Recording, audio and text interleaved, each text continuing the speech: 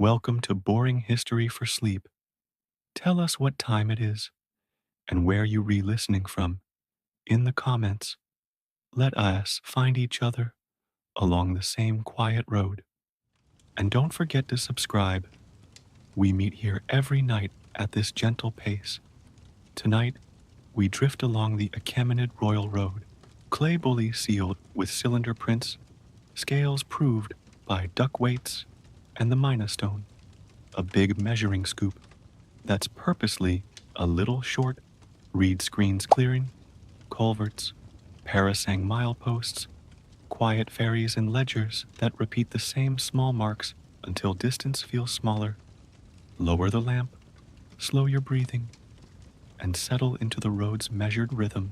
Just before sunrise, the relay house on the Royal Road is busy in a quiet way that doesn't raise voices. The building is rectangular, mud brick on a stone footing to keep the lower courses dry.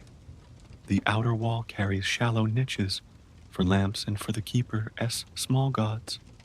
A baked clay figure in a hooded robe, a rosette scratched into wet plaster, years ago a ribbon of faded blue tied to a nail at shoulder height. A reed mat blocks the night draft. Inside, everything is arranged by repeatable need rather than pride. Where the hands go first, there the tools live. Distance is kept with posts and with memory. The road is marked in parasangs, intervals that the station scribe treats as fixed for writing, even if the landscape argues. Some posts are chipped limestone, others are squared timbers painted with black pitch and scratched with figures. On the scribe's route board, parasangs become neat pegs slipped into holes along two wooden strips, westward toward Sardis, eastward toward Susa. The board does not predict heroics. It shows the comfortable rate a courier on a fresh horse can be expected to keep over long weeks, a certain number of parasangs per watch. Change mounts before eagerness turns to heat. Water skins topped at each stop, whether empty or not. Exceptions are annotated, not celebrated.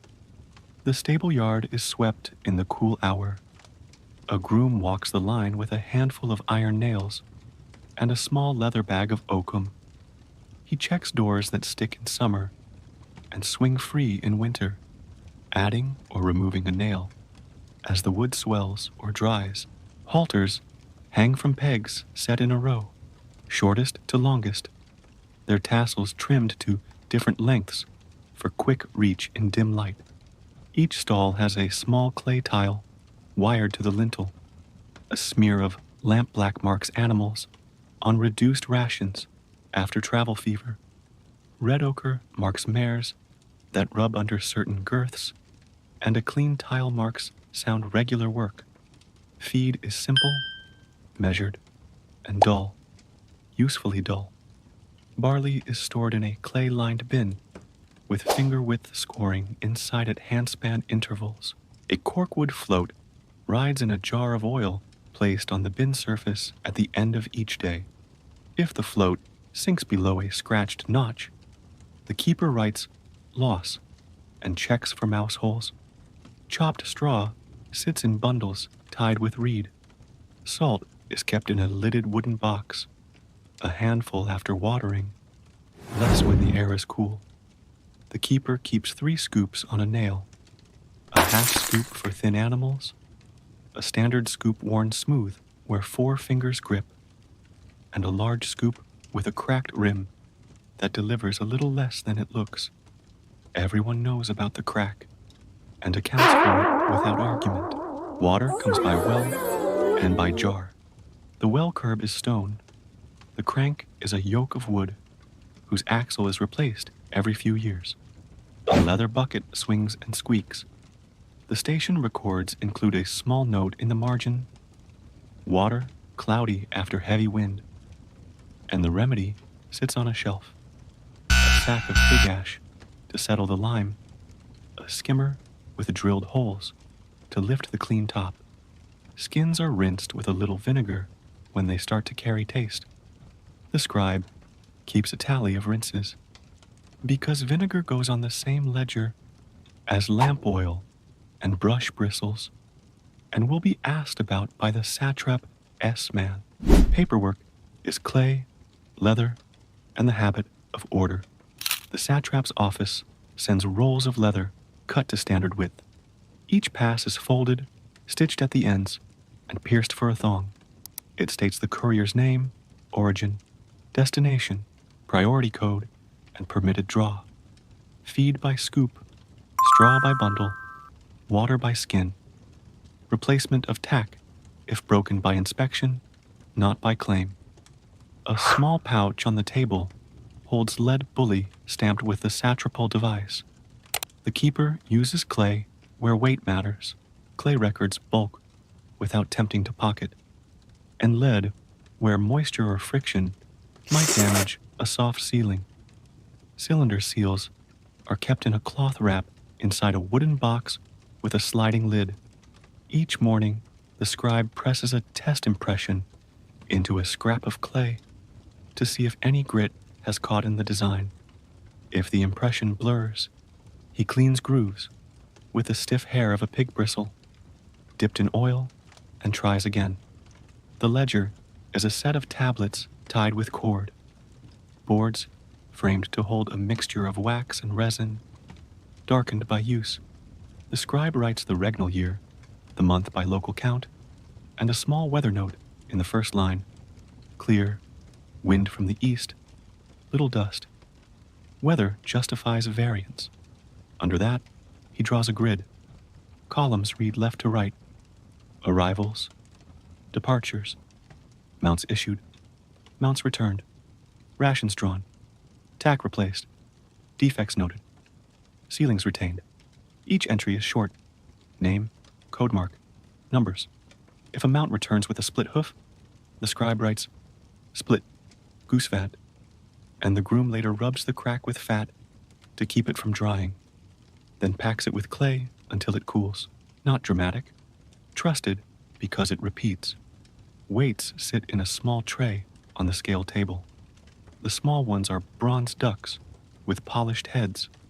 A 1/4 measure can be known by touch. The mina is an ovoid stone, smooth, where thumbs have proved it for years. The talent weight, more a check than a daily tool, sits under the table, wrapped in cloth that smells faintly of sesame oil. The scribe occasionally tests scoops against weights to prove that the cracked scoop still delivers its expected short measure. Nobody lies about the scoop. The lie would take more energy to maintain than the truth. Horses are readied by sequence, not by affection. The morning string is brought forward. Animals that rested overnight, cooled under shade, groomed, watered, fed in small portions late in the night to avoid heavy bellies at dawn, felt rubbing lifts, dust, and shows the hand any heat under the skin. Saddles are stacked with pads between them so leather doesn't sweat against leather. Girths hang separately. Bits are boiled to clean them and then set out on a slate slab that holds coolness longer than wood. The groom runs a finger under each horse's pastern to feel for grit. A bucket of water and a small brush live by the mounting block to rinse out what the finger finds.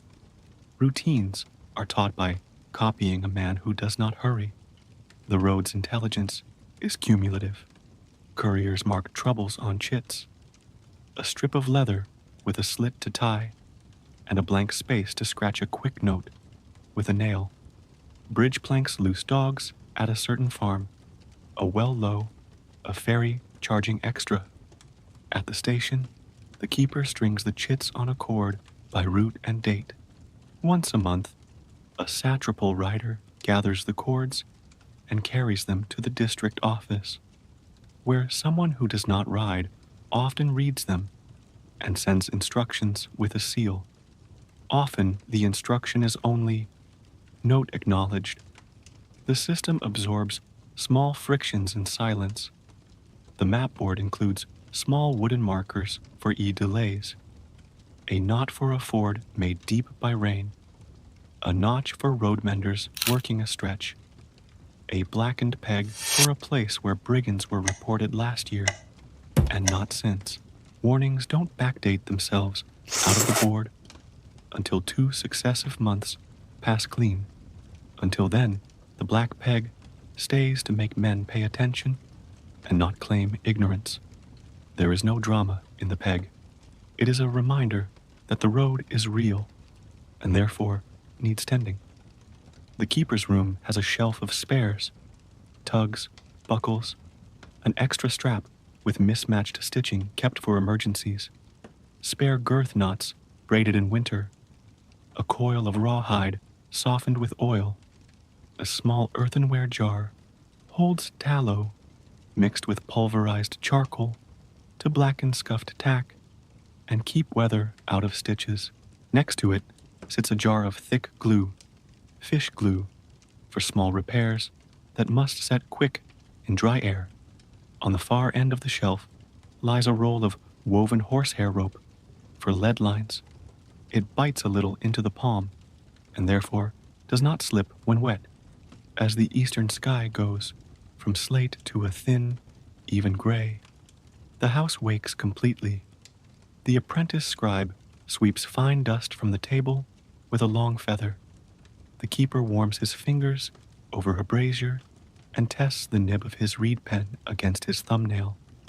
The same small score he has used for years. The first pass of the day is lifted from the pile, read aloud softly, and laid beside the scale. A new clay ceiling is rolled and left to dry on the lip of a shallow bowl.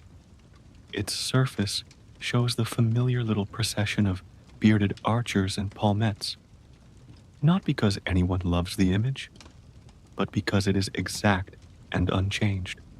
In the lane, the first sound comes not as hoof thunder, but as the small, dull knock of a shoe against a stone, then leather breathing, a harness creak, the even rhythm of an animal that knows the yard. The groom is already at the gate. He draws the latch, folds the gate back on its leather check strap so the wood won't slam, and steps aside.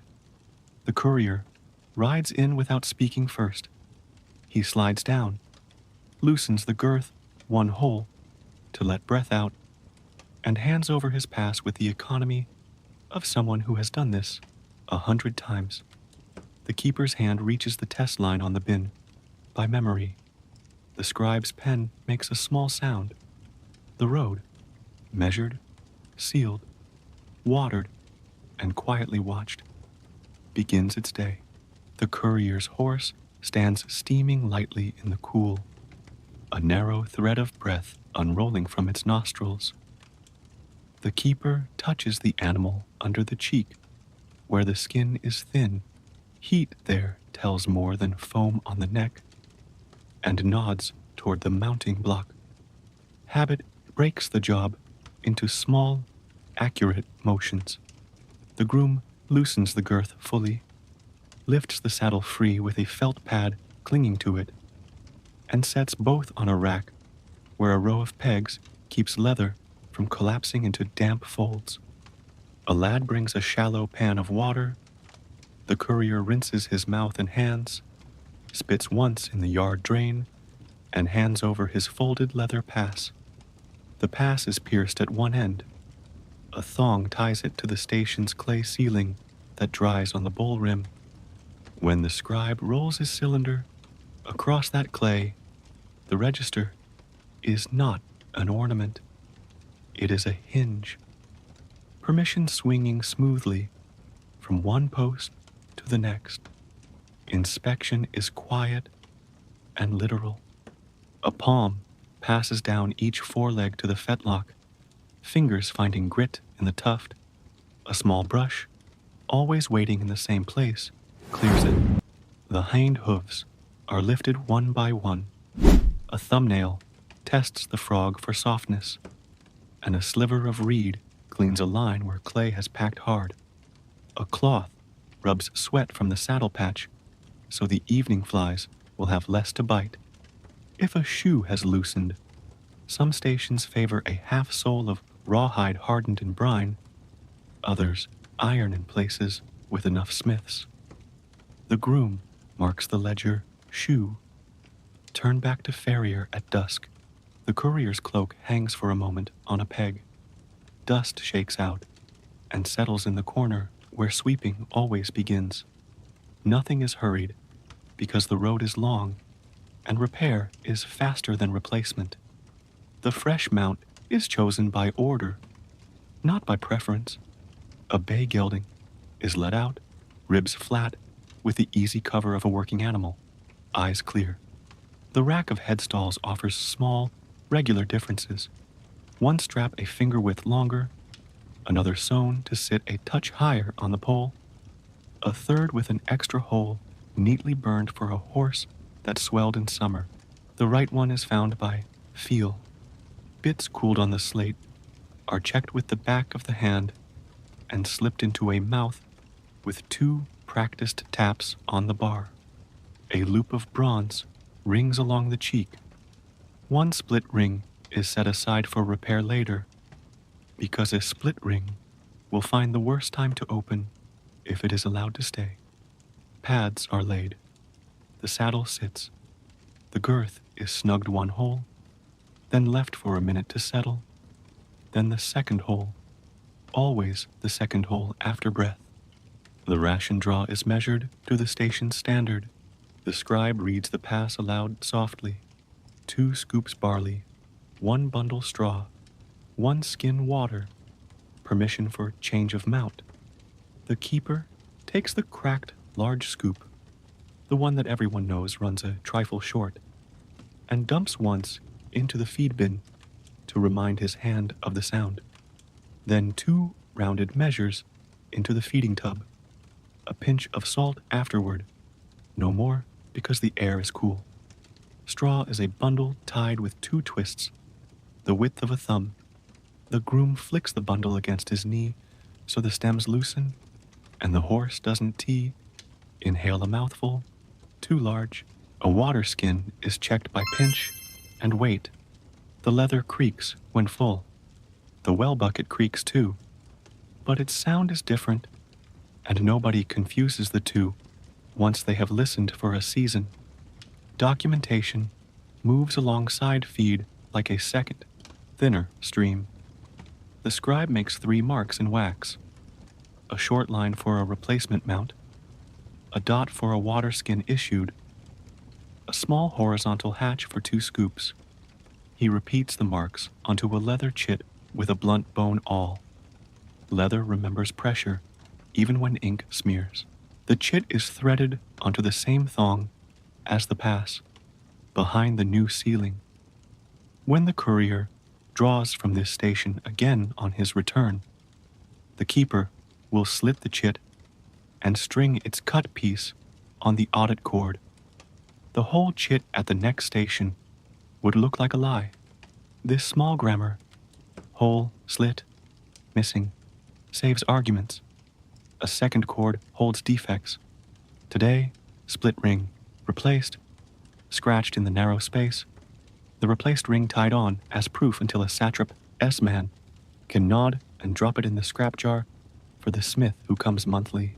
Priority is visible only as a thread color knotted to the pass thong, undyed for ordinary dispatch, green for accounts and taxes, a faded a purple for anything to do with the king's household or the army.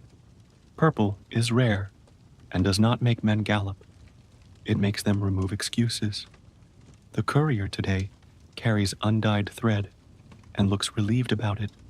He loosens his belt a notch, fumbles a date from a pouch, and eats it without chewing much. He says nothing about weather or road, because the scribe has already written this morning S-weather on the first line. Clear, light east wind. If the courier volunteers a note, loose plank at the stream, the scribe scratches it on a small slip and ties it under the root peg on the board. A knot tied under a peg means Tell the next rider a knot tied above means someone is already fixing it. Time is kept by things that cast shadows and things that empty slowly. On a low shelf near the doorway stands a short post with two notches. The shadow of a stretched cord touches the first notch before third watch, the second notch after. The keeper also owns a little clay cup with a hole near the bottom. When filled and set in a saucer, it empties at a rate he knows. One emptying to saddle, one to feed, a half to tighten the girth again. The cup is not an authority, just a companion that helps a day repeat. When a rider tries to bustle the process, the keeper sets the cup where the man can see it and continues at the same speed. The road rewards steadiness. Men who hurry here hurry both too much and too little at once. Language is also a tool. Most writing at the station is in Aramaic script because it's fast on wax and readable from Sardis to Sosa by people who have never met. Names are copied as they are said, but weights and fodder leave the scribe read in a standardized hand with numbers that nobody confuses. A traveler from the coast once argued that barley by scoop must be less in the east than in the west if the scoops are different. But the ledgers talk to each other by weight, not by scoop. When a satrap's auditor arrives, he rides a patient mule and asks for hot water. He doesn't count scoops. He weighs the remaining barley against the duck weights and the mina stone, and asks to see the string of slit chits. He keeps his questions small. Small questions admit clean answers. The maintenance bin near the gate holds a short pry bar, a mallet polished by one side of its head, a coil of reed matting for temporary culvert shims, and a pot of bitumen with a lid tight enough to make fingernails search for purchase. When rain has moved, a little earth from the verge, two grooms and the lad take the pry bar and the reed and go out after the second watch to clear the small culvert under the road. They pack the mouth with reed and tamp clay behind it until water learns where to go again. If a wagoner complains that his wheel found a hole, the keeper points at the pry bar and says, "We use it. You use your spokes." The conversation is not unkind. It simply places responsibility in its accustomed places. When the new mount steps forward, the courier tests the stirrup thong with a foot before he puts weight on it. He slides the pass thong over his wrist so it will not beat against the saddle bow or snag on a shrub. He swings up, settles, then leans to cinch the girth, that last expected hold. The keeper hand touches the horse sa neck once, a signal to himself that the exchange is complete. Then he steps back. The scribe lifts the leather pass to blow gently across the fresh clay ceiling, so it skins over before dust can choose it as a home. The apprentice takes the used bit to wipe with vinegar and hangs the old headstall where a leather tie marks items needing repair. The yard gate is hinged with a leather check strap so it cannot slam, even if a gust meets it. The courier rides out as he rode in, without flourish. The horse's first dozen paces are short as it considers the new weight. Then they lengthen into the practiced rhythm that makes distances disappear. The keeper moves a peg on the route board, 2 holes along for a morning leg, knowing that later the peg can be shifted back if a ferry runs slow. The scribe closes the ledger, picks a stray barley grain from the wax margin, and presses it flat with his thumb. The day has begun in the way days here prefer, with exchange that feels like repetition more than movement. By third watch, the road is fully awake not loud, but purposeful. The sun is still mild, and the wind lays dust in low sheets that move like cloth. The courier keeps the even canter the stations expect. The horse ears do the looking, while the rider counts without numbers. So many breaths to the next shade, so many shadow lengths to the post. Distance is a habit more than a calculation. Markers teach what matters. Mileposts. The scribes call them parasangs, whether the ground agrees or not, are set where a man can see them from both directions. Some are squared stones, shoulder high, with a shallow face for figures that have softened under years of fingers. Others are timber posts, painted with pitch against weather, scored with cuts at a regular reach to show the carpenter measured before setting. A post tilting toward the ditch has a wedge of stone tucked under it. Not perfect, but proof someone noticed. On one face, a small nail catches the light. Under it, a scrap of leather tied by a rider yesterday reports, "Ford shallow, north grade." The strip will be taken down by the next station and tied to the audit cord with the date. A thin bureaucracy moves that quickly. Side work keeps the surface honest. At this hour, a road gang is out with pry bars and baskets. They work in pairs. One loosens stone from a borrow pit. The other taps it in along the verge, where wheels have created a softness. A foreman with a wax tablet notes, 3 baskets to the hollow by fig tree, and scratches a mark for each basket emptied. The tablet will be smoothed with a warmed thumb at evening and rewritten fair. A jar of thick bitumen sits on a sun-warmed stone. When a fissure opens in the bridge ramp, where the plank meets compacted earth, a man pushes in reed fiber and trowels over a seal. The road does not ask to be beautiful. It asks to be consistent underweight.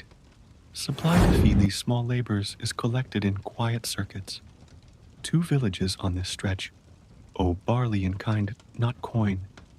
Their elders bring it by ox cart after harvest, in woven sacks sealed with a pressed lump of clay, the seal showing a fish for one village and a sprig for the other.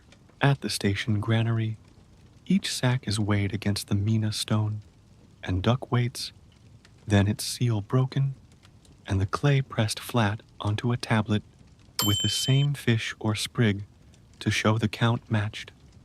The elders prefer to stand while this is done. The keeper offers a stool that looks friendly but wobbles a little, and they decline with smiles. Straw is delivered in tied bundles from fields near the river. The bundles are counted by the twist. 2 twists for full, 1 twist for gleaned, and stacked where air moves between layers. The foreman of the road gang receives a ration by rule. So many scoops of barley per head and a pinch of salt at day's end. He keeps his men from eating their ration early by making a game of the cracked scoop. Whoever guesses the short measure most closely chooses the first cool spot under the wall at noon. Games manage appetites almost as well as locks. The courier pass thong carries its small grammar of permission. Today only the undyed thread of ordinary communications, but his pouch also holds a slip for the ferry. Fords here are braided. In the dry season, the river breaks into channels, with gravel bars in between, each bar showing more or less of last year's flood testimony. In rains, the channels pull together and run brown, and the road's voice changes from confidence to patience. Today, the water is low enough that carts have been crossing upstream with wheels clicking against rounded stones. But the mounted route favors the ferry to spare horses' legs. The ferry is a squared timber raft with low sides and a draft pole. The ferryman keeps two ledgers, one for animals and carts at common rates, one for state traffic. State crossings are recorded by a notch on a stick dipped in ochre and by a wet ceiling pressed against the wood of the ferry post. The ceiling will fall off when dry but long enough for the station scribe downstream to see that a courier's leather pass was shown and the crossing accounted. A short rope with 3 knots hangs from a nail, 1 knot for raft on east bank, 2 for midstream, 3 for west bank. It saves shouting. On the road beyond the ferry, shade trees stand at intervals where the water table allows. They are pruned up so branches do not startle mounts or hook bundles off a cart. Beneath one, a niche holds a chipped water jar. It is not a spring, it is a courtesy. Travelers who have filled skins at the ferry pour a cup into the jar's mouth, so the next man will find a little coolness. A cracked reed mat leans against the niche to keep sun off. It is not under anyone's authority. It persists because men keep finding it useful. The satrap's office does not write letters to praise it. The road remembers with continuities, not applause. Paperwork travels at the speed of men who dislike surprise. The courier's leather pass will be transferred into the next station S ledger as 3 lines. Arrived, hour between first and second notch. Drew, 2 scoops barley, 1 bundle straw, 1 skin. Exchanged mount. Yes, the station also copies the brief note. The last rider left about the ford and threads the original strip onto the delay cord. Once a month, a district auditor comes through, riding a small, careful horse and talking to grooms about hoof cracks as if he were their uncle. He weighs the barley remaining against the recorded deliveries and scoops issued and ties the cord of slit chits into a single ring. He does not pry for fraud first. He counts small things that show whether people follow their own habits. If the vinegar jar is full, but the bits are sticky, he asks questions. If the lamp niches are cleaned at morning, but the wick trimmings are not in the ash pot, he asks different questions. The road prefers men who tidy as they go. At a way station mid-leg, not a full relay house, but a watered yard with a shade wall. There is a clay plaque showing standard distances to the next full stations by winter and summer measure. In winter, fewer parasangs per leg are expected because hooves find less purchase, and daylight shrinks the safe window for river crossings. The plaque shows this with a second line of figures incised beneath the first. Travelers who cannot read still read the difference. The winter line is indented deeper, so a finger told in the dark will know what the eye cannot see at dawn. The yard also keeps a small chest of small salvage. In it are objects found on the road and kept until claimed. A buckle with a broken tongue, a brass needle wrapped in a bit of cloth, a strip of leather with half a ceiling still clinging the wooden cap of a jar, whose weight suggests it once kept vinegar or oil. Each item has a clay tag with the place found scratched on it. Twice a year, the chest travels with the district auditor. Items unclaimed for a year are sold to the smith or the cooper for what they are worth in bulk. The money buys lamp oil. This is written not because anyone doubts the road's thrift, but because writing is how thrift stays visible to men who have never walked this section. Trade moves alongside state business without pressing against it. A pair of donkey drivers step aside to let the courier pass, then resume their steady rhythm, left animal bell tinkling slightly behind the right. They carry sacks of salt cakes inland, each cake stamped with a small emblem, so the satrapy S monopoly office knows its own product in the market.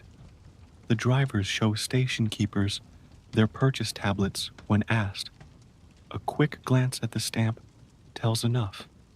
On another day, a farmer's cart yields to a line of pack mules, bringing wool, bales, wrapped in coarse cloth, and tied with 2 reed plats. The wool is not state cargo, but it keeps the road from being a road only in name. Wheels teach ditches where to stay. Hooves tamp the crown voices at the shade wall. Trade news that later becomes 2 practical changes. A bit more fodder kept at the next station because a small caravan passed, and a second bucket hung at the well because the first will be asked for twice as often. Closer to noon, heat begins to soften the edge of things. The courier shortens pace through a stretch where the roadbed has been recently repaired. The tamped earth here is still springy. At a culvert, a reed screen catches leaves that would clog the water and lift the surface into ruts. A boy from the village pulls the screen with a hooked pole and shakes it. He is not employed by the satrap. His father sells straw in bundles to the station, and the keeper's habit is to tip the boy a date and a story about horses for clearing the screen. The boy clears the screen more often than he is asked. The road depends as much on these arrangements as on seals. When the next station's low wall appears, flat roof, small smoke, the unassuming stance of a place that expects to be used, the courier stands in the stirrups for 3 breaths, so the animal's back will be ready for the dismount. He will hand over the pass, drink a little water, hear the ledger's short scratch, and watch the cracked scoop deliver exactly the short measure it delivered at the last yard. His horse will be swapped for another whose skin feels cool under the cheekbone. A fresh clay ceiling will take a familiar pattern. If he mentions the reed screen and the boy, the scribe will make a small mark in the margin, a dot with a tail, to remind himself to send a bundle of worn headstall scraps to the village for plow ties next time the smith comes. Nothing is grand. Everything is attached to something else that needs it. The sun climbs, the rhythm holds. The road's success is not speed, but sameness, the kind that makes an empire feel smaller without making any man feel hurried. By midday, the light is white and exact. The relay house draws its shoulders in, shutters half closed on the sun side, open to the breeze on the other. The yard changes pace without changing purpose. What moved outward all morning now turns inward for maintenance and sums. A shade line is rigged from 2 posts, plaited reeds on a rope, so the working area under it stays a little softer to the eye. Men step into that softness the way they step into a habit they trust. The horses that carried the morning are cooling in order. Each is walked to settle the breath, then stood in the patch of shade, facing away from the wind, so dust won to blow into eyes. Hooves are picked a second time, because small stones rise with heat. A shallow trough holds water no deeper than a man's palm. Noses go in, not mouths, and the groom wipes the sweat line between forelegs with a damp wad of felt, so flies have less to find. Feed at noon is deliberate and light. A small measure of barley, 2 handfuls of chopped straw flicked open against the knee, salt from the box with the tight lid. The cracked large scoop that runs a little short is used here on purpose. Short at noon makes evening feed steadier. The ledger line reads, noon, light salt. The kitchen corner of the yard is really just 3 stones and a blackened pot. Grain for people is boiled with a little oil and a handful of savory, kept tied in a twist of cloth. Stew is yesterday's lentils, extended with today's onions. Bread is hard unless dunked. That is not a complaint, just a description, like the well creaks or the lamp smoke curls. A skin of sour milk sits in the coolest inner room. It is offered to anyone who worked the morning. The keeper eats standing with his back to the wall. He doesn't speak much while eating, not from rule, but because adding words to heat makes them misbehave. Noon is also for tools. A strap with a rough line of stitching is unpicked and restitched on a palm block. The awl is pressed through with the rhythm of breath, and the needle follows, carrying waxed thread that slides clean and sets tight when warmed by the hand. The jar of tallow with a pinch of charcoal black is opened, its lid set where it won't collect grit, and rubbed into scuffed places until the leather looks less thirsty. Bits are checked for burrs by dragging a strip of wool along the mouthpiece. If the wool snags, a file is brought, a few strokes taken, and the wool says whether enough has been done. Headstalls that have gone dark with sweat are wiped with vinegar water and hung where air moves.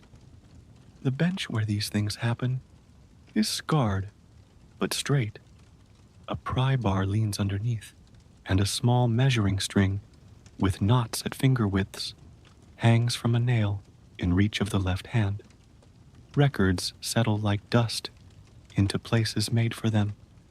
The scribe smooths the morning's wax with a broad thumb, then reinscribes any lines that softened under warmth so a later reader won't wonder. He lifts the cord of slit chits and counts silently, laying every tenth across his wrist, so the count lives in body as well as tablet. The clay ceilings retained for the auditor are pushed a little tighter onto their thong. One that shows a hairline crack is damped and re-rolled with the familiar cylinder, the bearded archers and palmette border that have come to mean this was done by people who do things the same way. A scrap of leather holds inked conversions for visiting weights when a caravan with Greek measures appears, or a merchant swears by a local stone. The station still writes by mina and talent. Noon is the time the scribe glances at that scrap and reminds himself how much room the world contains, while the ledger remains itself. Language is trimmed to fit. Most of the writing here is Imperial Aramaic because it is quick and agreed upon. But at the edge of the pass shelf, a small plank carries the same 3 words in 2 scripts: arrivals, rations, mounts. The plank is not for show. It keeps a tired traveler from pretending ignorance when asked to present the pass again. A worn stylus with a split nib is retired to mark tally sticks. A fresh-cut reed takes its place. The apprentice cuts the angle shallow, so soft wax will not plow. He tests on a crumb of spare tablet, then cuts 1 more hair's breadth for smoothness. Noon makes room for small perfections. Supply is counted forward. In the granary, finger scores inside the clay-lined bin meet the eye. The corkwood float in the oil jar shows how far the barley has fallen since yesterday. The keeper notes, deliveries, due on 4th day, fish seal, sprig seal. He doesn't need to write the elders' faces to remember them, but he writes the seals so the account reads clean to someone who has never met those men. Straw bundles are moved. 2 stacks turned to keep dry. The bottoms checked for damp, where the wall breathes a little. A lizard that has made the coolest corner. Its home is shooed without excitement. A cat that knows rats better than men do sleeps on the warm threshold and will hunt later when warmth holds scent low. Security is not a separate act. It is folded into the ordinary.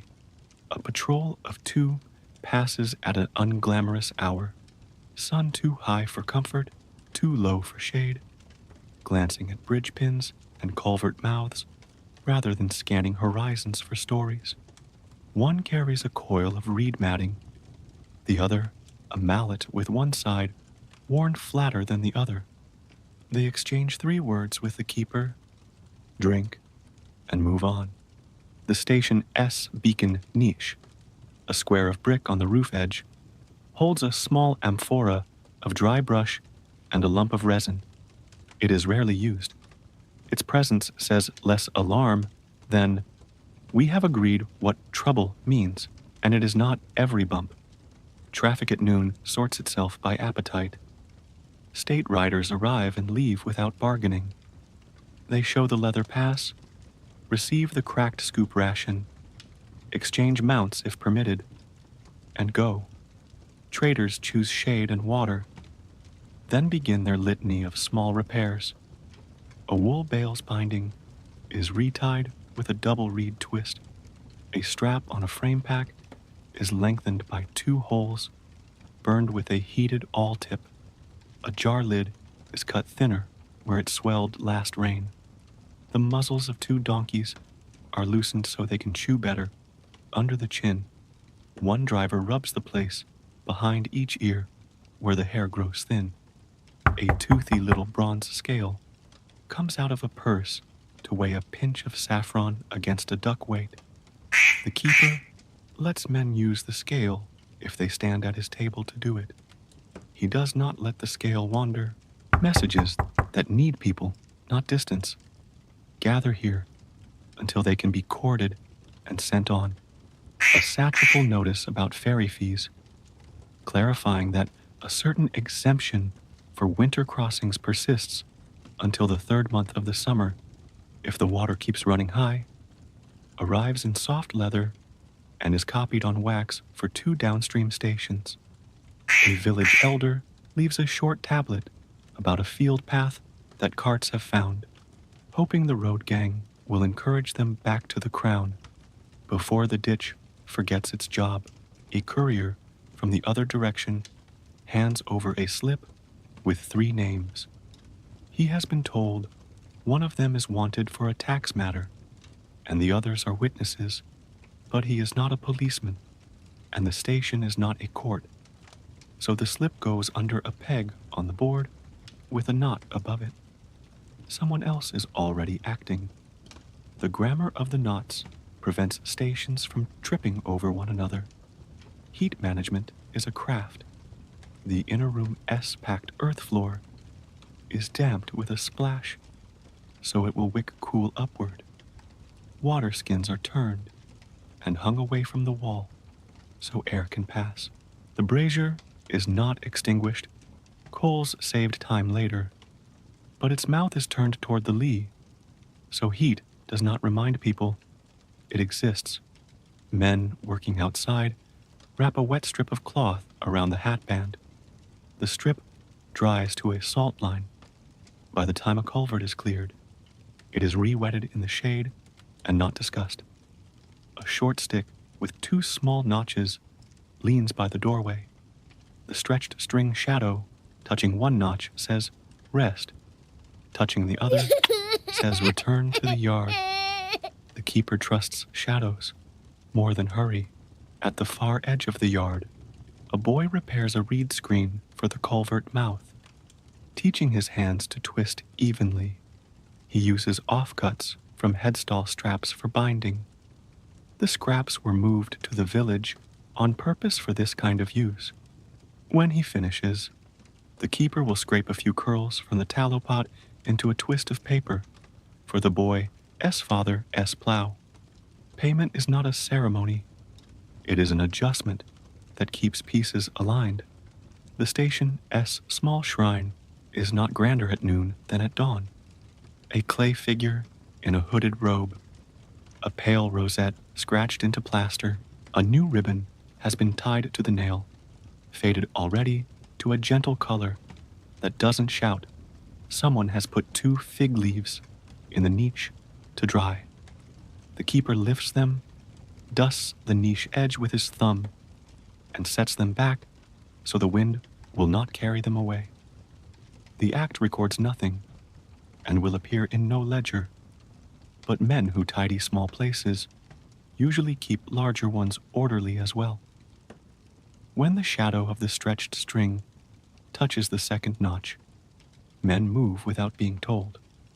The ledger is closed with a palm pressed over it once to level the wax edges. The cracked scoop goes back on its nail. The vinegar jar's lid is tapped down until it squeaks, and then stops. The girth knots are checked by eyes and by a hand that knows when a strap is pretending to be tight. A fresh ceiling is rolled for a pass likely to arrive, so there will be no pause later when heat lengthens minutes. The gate is unhooked and held by its leather check strap. The yard waits again for the next even rhythm of hooves. In the brightness beyond the wall, the road looks almost empty. It isn't. It is at capacity for a road that plans to exist tomorrow, exactly as it exists today. Noon respects that kind of capacity, the kind built on measured scoops, tidy cords of slit chits, and shade pulled where the sun says shade is needed.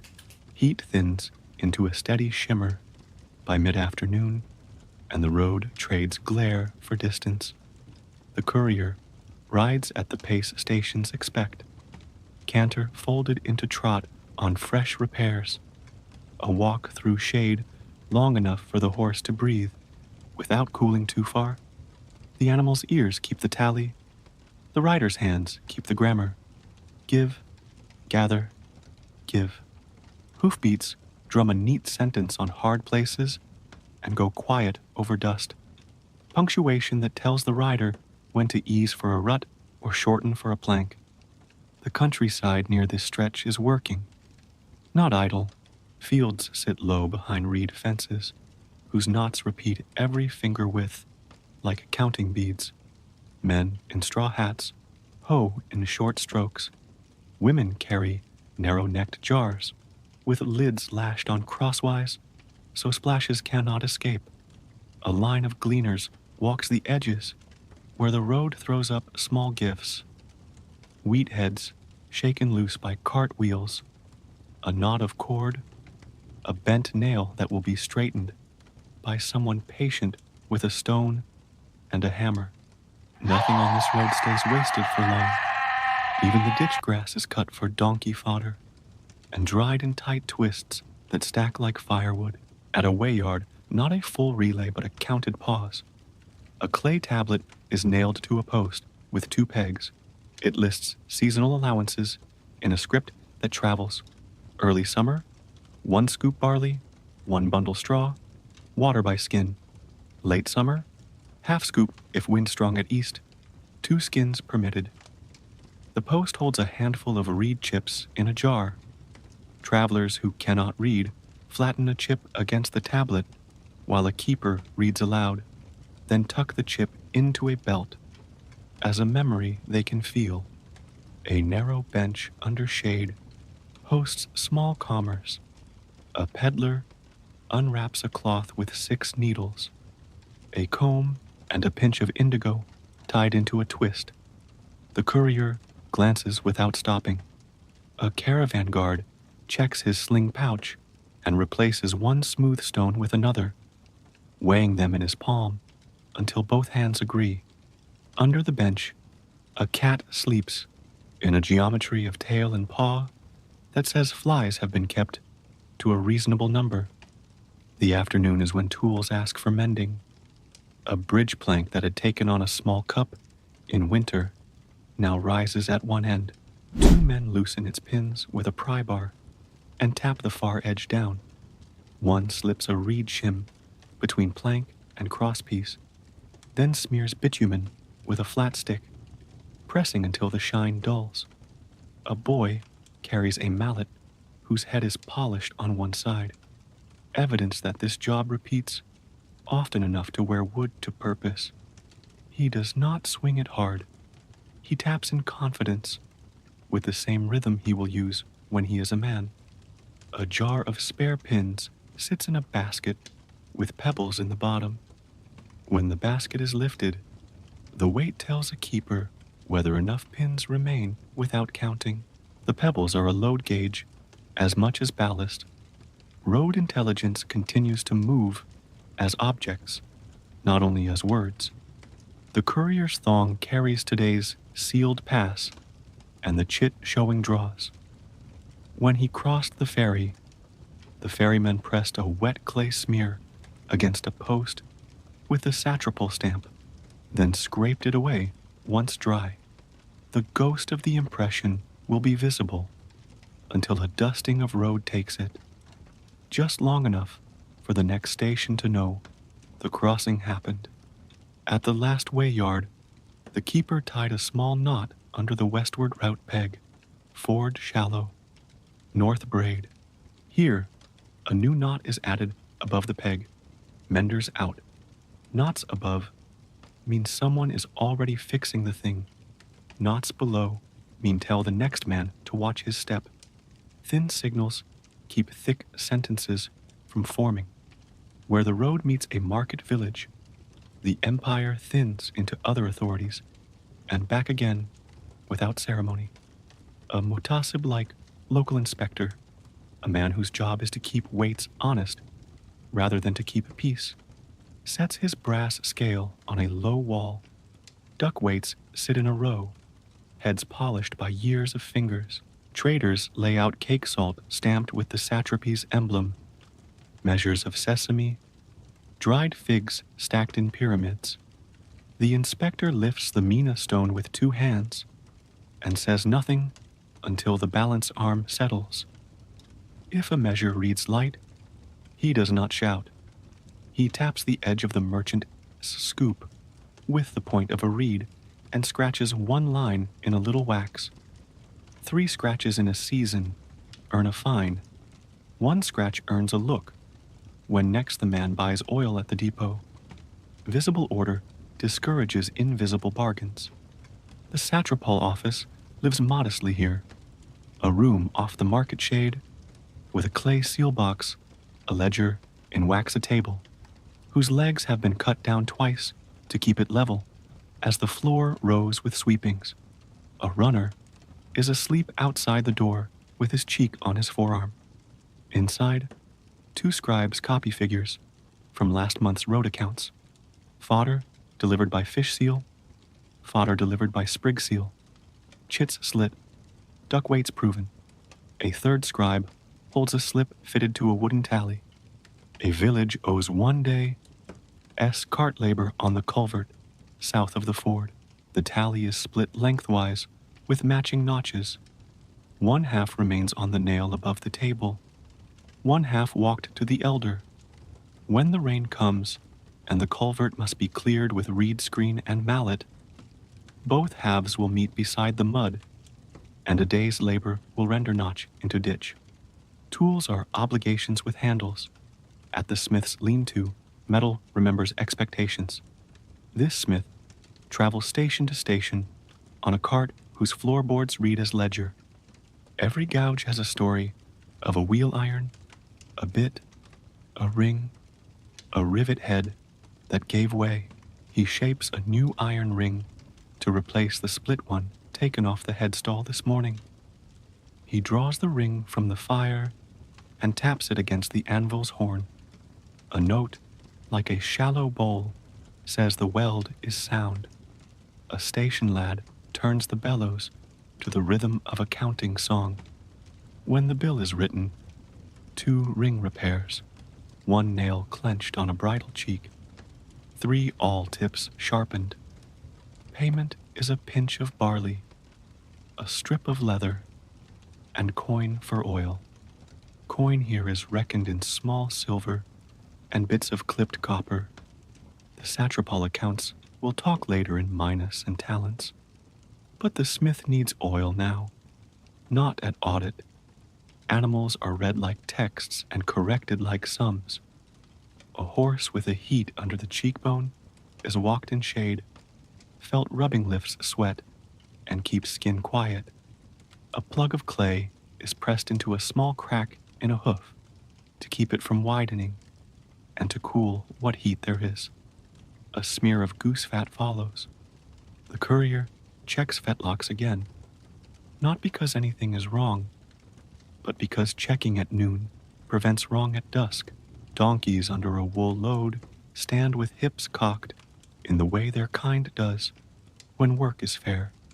One is offered a twist of ditch grass by a child who has seen the drivers do that same thing for years. Animals are steady because people tune them like instruments, loosening this strap, tightening that thong, moving a pad's edge by a finger width so it stops nagging a rib. The afternoon breeze tilts reed mats and gives men an excuse to mention weather in the ledger. Light west wind, enough to evaporate from skins, not enough to thin dust. A water jar at the shade wall is refilled and capped with a flat stone drilled with a hole so a rope can tie the cap on. The cap S-hole keeps it from being borrowed to cap a different jar. Lids wander unless tied to their homes. The well crank worked 100 times. Today is dosed with a thumb of tallow, where the axle complains in a small voice. A rag hangs on a hook under the crank, so hands will have no reason to wipe on trousers. A station that mines rags and lids mines tax counts with the same plain competence. When the courier S-mount hears the next station, before the rider sees it, the slap of a bucket, the questioning snort of another horse, the animal lengthens stride for a breath, then returns to the set pace because that is what the rider's hands say. The yard's gate is held by its leather check strap. Men inside step aside without lifting their voices. The exchange repeats. Pass reed, ceiling rolled with the familiar ring of bearded archers and palmettes. The cracked scoop yielding its known short measure for a late-day light feed. A girth tightened after a breath. The new horse's skin is cool under the cheekbone. The bit is clean and cool enough to touch with the back of the hand. A lad brings a shallow pan for the rider's rinsing. The water tastes of gypsum here, settled with fig ash, and the mouth knows it without complaint. Paperwork flows as calmly as water out of a skin. The scribe copies 3 lines. Arrived. Between second and third notch. Drew. Half scoop barley. 1 bundle straw. 1 skin. Mount exchanged. Yes. He adds a small tail to a dot in the margin to remind himself to send leather offcuts to the village boy who weaves culvert screens. He ties the slit chit S-cut piece onto the audit cord and fingers the cord along its age. Old clay, old lead, new. The texture is time made into knots and discs. When the auditor comes on his careful mule, he will run the same fingers and ask whether the vinegar jar's lid squeaks tight. Leaving again, the courier notes a side spur marked by a smaller, newer post. It leads toward a quarry that feeds bridges 2 stations ahead. On the post, someone has cut a mark deeper than the rest. The cut still holds tool lines, not yet rounded by dust. The road keeps gaining new pieces that want the same old habits. A pry bar at the plank edge, reed under clay at the culvert mouth. A scale that tells the same truth in all directions.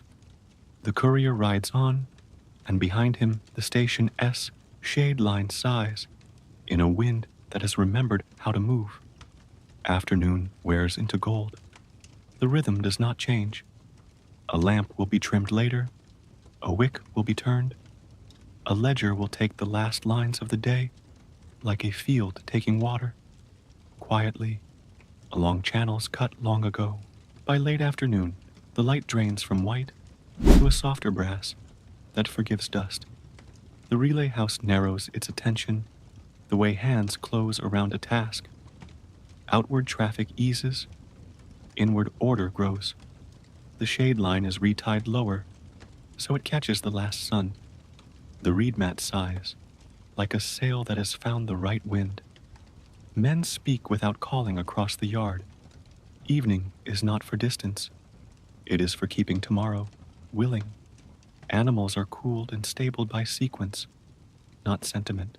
Mounts returned at second watch are walked once more, then stood with noses toward the wall, where air moves along it. Hooves are picked for a third time.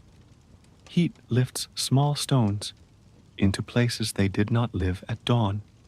A felt wad, damped in the trough, wipes the sweat seam behind the forelegs and under the throat latch, so flies have less to bite before dark. A smear of goose fat goes into a narrow hoof crack to hold cool and discourage thirst in the horn.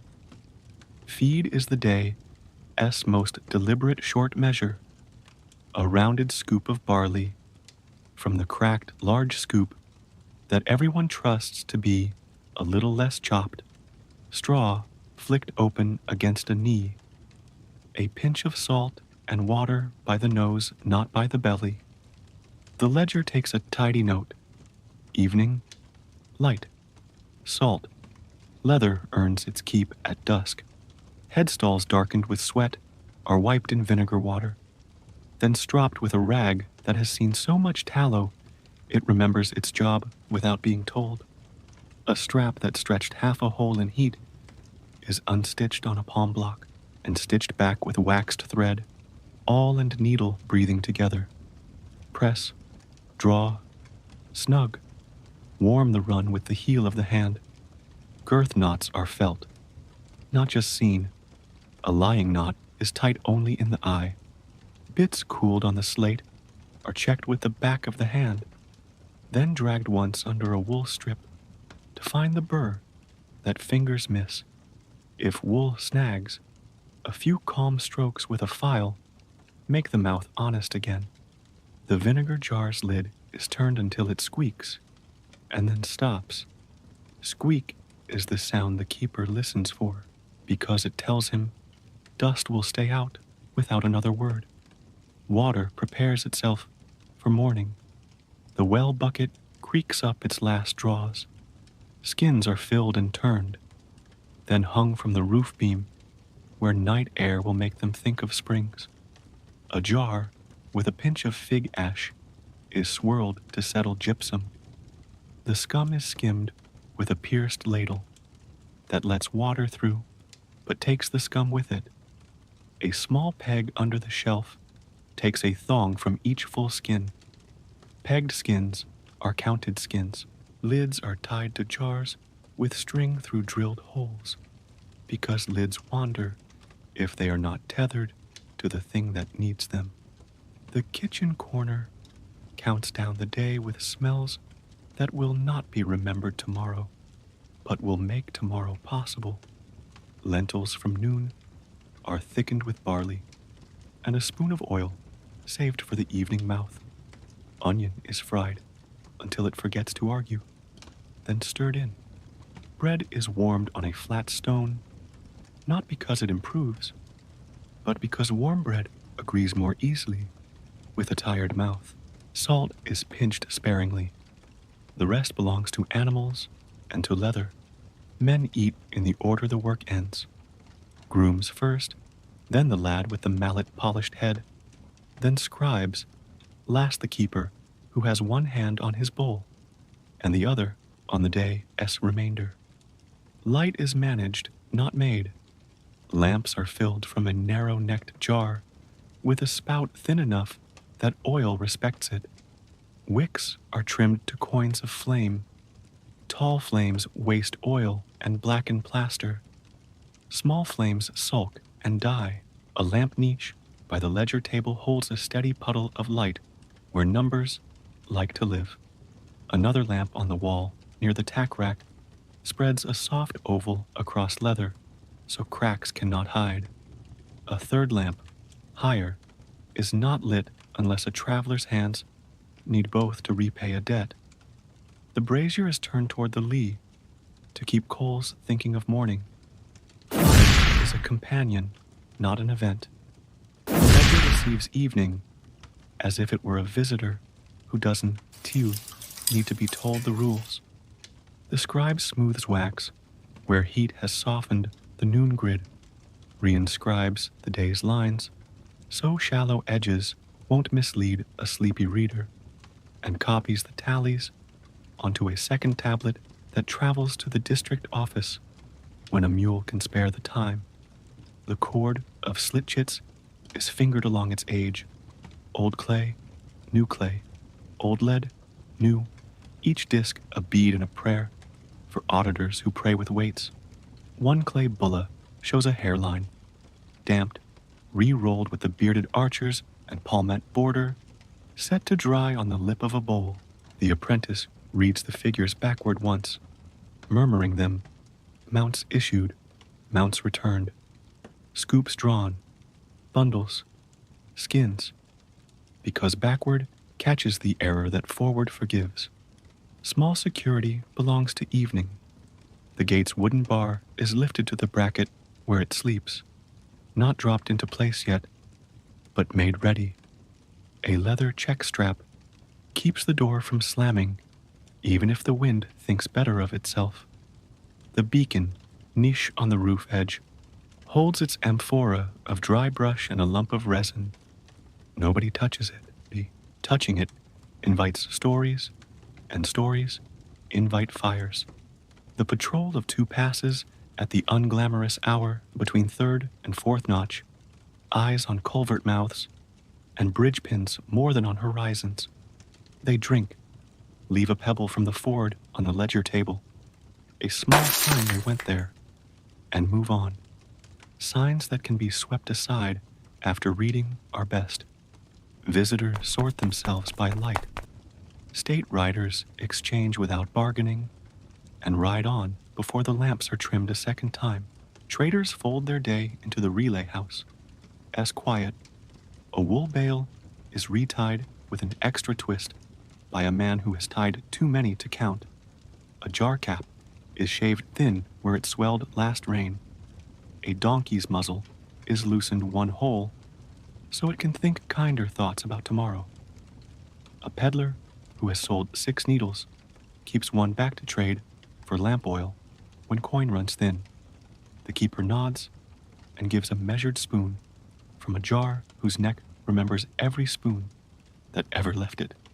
The station's scale, duck weights, and the mina stone lives on the keeper's table at night. It does not go into other hands. Men are welcome to stand at the table and weigh what worries them. News is wound onto pegs, not shouted. The ferry runner stops long enough to report that a rope has been spliced and will not ask to be replaced until the 3rd moon, unless a flood teaches it otherwise. The scribe ties a knot above the root peg, someone already fixing, so the next courier will ride without inventing urgency. A village elder sends word that carts have found a parallel track along a field edge. The road gang will encourage them back to the crown before the ditch forgets its job. The message is a single line on wax, but it moves a pry bar and 3 baskets tomorrow. The satrapal office's slip about winter exemptions on ferry fees remains under its peg. 2 downstream stations have copied it onto their own wax. When the season turns, the slip will be lifted, smoothed warm, and written over without ceremony. Paperwork is clay that does not care if it was yesterday first. Sleep is arranged like shelves. Men on first rest use the inner room with the damped floor that breathes cool. Second rest takes the outer wall where air is easier, but the night talk of animals comes through in small pieces. Stamp, blow, quiet. The lad sleeps near the mallet and pry bar. Tools teach better in the night than men do in the morning. A reed screen leans where it will be carried at dawn to the culvert that catches leaves. Beside it, a coil of horsehair rope waits to be a lead line or a thought about order, depending on who lifts it. The shrine in the corner has the same little clay figure in the hooded robe, the same pale rosette scratched long ago. The new ribbon tied there is already fading into a friendliness that doesn't ask for attention. Someone sets 2 fig leaves to dry. The keeper dusts the niche with his thumb and lets them stay. Outside, the road loses edges and keeps habits. A donkey bell ticks once, then not again. Somewhere, a nightjar starts and stops. The sky keeps a little heat to ease joints, then gives it back to the ground. The relay house listens to its own weight. Full skins, trimmed wicks, ledgers smoothed, straps restitched. The cracked scoop hung on its nail, waiting to deliver the short, honest measure in the morning. Nothing here promises speed. Everything promises repeatability. That is how distance is made smaller without anyone hurrying. Dark comes as a kindness, laying a thin cool over the clay. The road does not sleep, so much as slow its pulse and listen harder. Lamps in the relay house are trimmed down to coins of flame. Their light makes ledgers legible, but refuses to reach the yard's far wall. That distance belongs to animals and to air. Night riders time themselves by touch and sound. A courier who started 2 stations back reaches the gate with the even knock of iron on hard ground. The leather check strap prevents a slam. The gate folds and stays. Exchange feels more like bookkeeping than motion at this hour. The pass thong is lifted to the lamp. The ceiling shows the bearded archers and palmette border clearly enough for recognition. No one lifts the cylinder seal unless a new impression is needed. Clay at night dries without hurry. Horses are read in low light by places the eye cannot lie for. Under the cheekbone, where heat lives early. Along the cannon bone, where swelling declares itself. Under the saddle patch, where sweat leaves a border. The wool strip that finds burrs on a bit finds them still. A few soft strokes with the file make iron honest. Girths are let down and retied by holes counted with a thumbnail. A groom who cannot see the notch feels it. Leather tells the same truth. To fingers, it tells to eyes in daylight. Water is by nose only, a shallow pan, so thirst does not turn into a bellyful at the wrong hour. The ledger's evening hand runs in smaller letters. Arrivals and departures fit the wax without crowding. The scribe has trained his reed to whisper over resin. He copies 3 lines. Arrived after 3rd notch. Drew, half scoop. 1 straw, 1 skin. Mount exchanged. Yes. Then breathes on the surface to polish it. He sets a small stone on the tablet, S corner, to keep it from sliding and to remind his hand where the edge is. Night invites elbows to make new sums if a man forgets where the wax ends. Outside the wall, the road's own checks continue, a patrol of 2 moves between culvert mouths and bridge pins with a pry bar and mallet, not for drama, but for routine.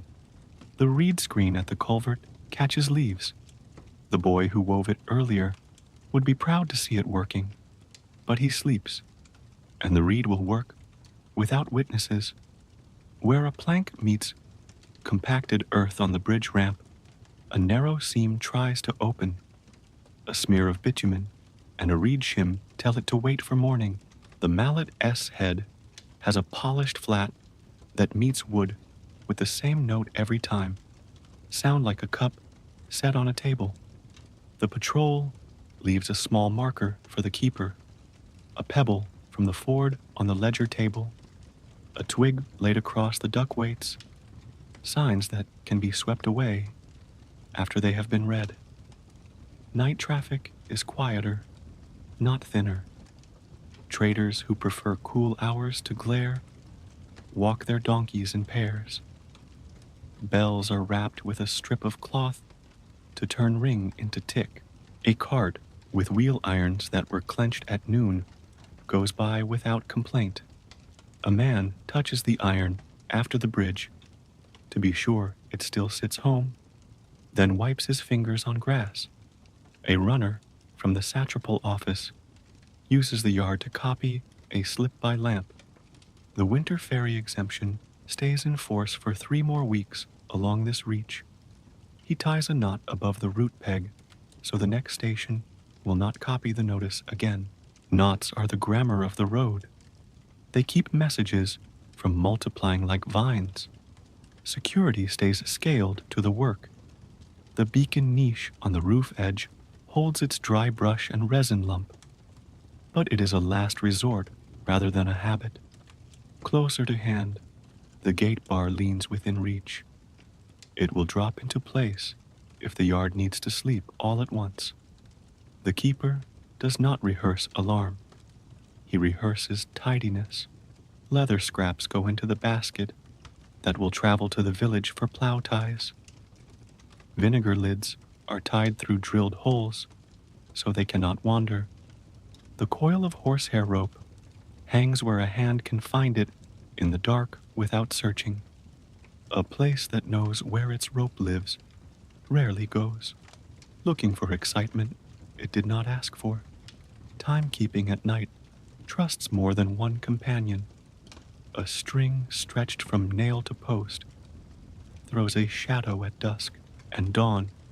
Between those, a little water clock, clay cup pierced near the bottom, empties into a saucer at a rate the keeper knows.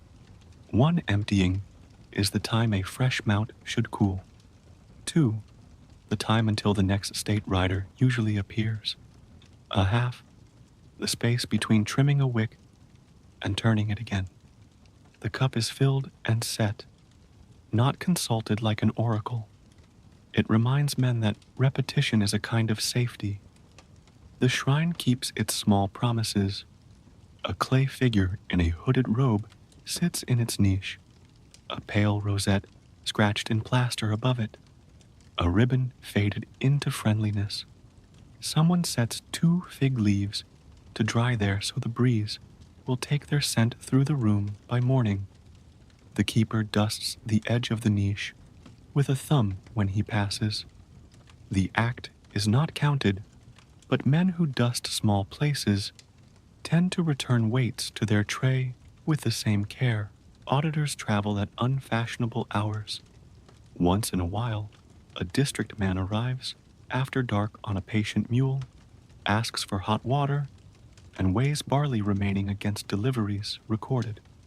He runs his fingers along the cord of slit chits, feeling old clay, new clay, and the one lead bulla, whose edge a mouse considered, before deciding it was not food.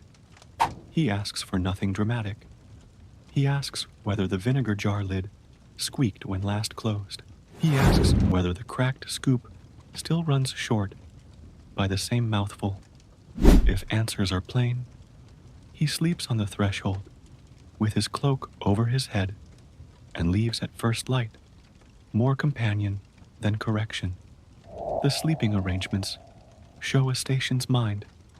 First rest lies in the inner room, whose damped floor breathes cool.